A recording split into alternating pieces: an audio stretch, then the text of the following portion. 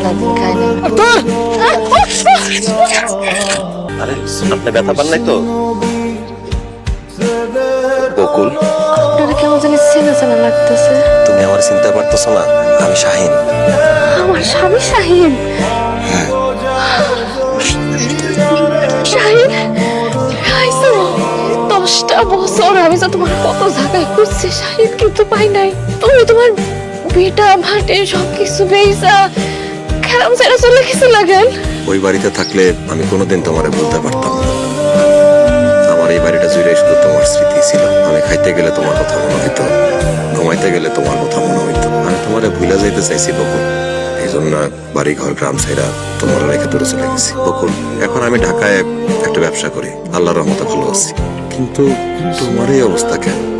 তুমি কেন রাস্তায় রাস্তায় ঘুরে ভিক্ষা করতেছো? ভাব করছিলাম না আপনার শাস্তি পাইছি। তুমি আমার কত ভালোবাসা বিয়া করছিলা, বিয়ার পর তুমি আমার কত ভালোবাসছো, কিন্তু আমি ভাই ভাবির কথায় পূজা তোমার কাছে কাবিনের টাকা চাইছি। এই টাকা আদায় করোনার লেগে আমি তোমার কত খারাপ ব্যবহার করছি, কষ্ট দিছি তোমার।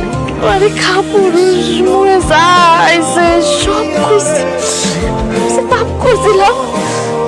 ওই বাবা শাস্তিও আমি পাইতাছি শাহিন। তুমি সেদিন আমার বাড়িতে বাইর করে দিলা, ওইটি রাস্তা দিয়ে যাওয়ার সময় কতগুলা বকাতে পোলা পাই আমার মায়েরা আমার কাছ থেকে টাকা দিল হয়ে গেছিল।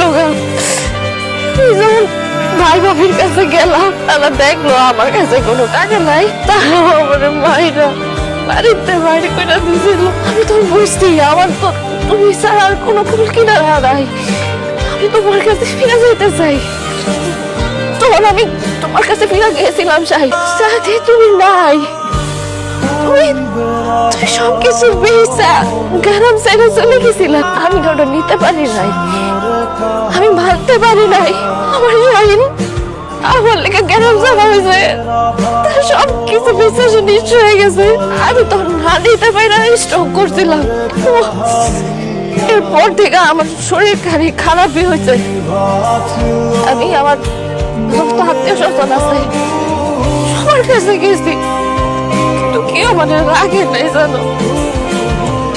এরপর রাস্তায় থাকতে থাকতে আমার শরীর আরো বেশি অসুস্থ হয়ে পড়ে। আমার শরীরে আর কাজ করার ক্ষমতা ছিল। এরপর থেকে আমি শুধু রাস্তায় ঘুরি আর ভিক্ষা করি।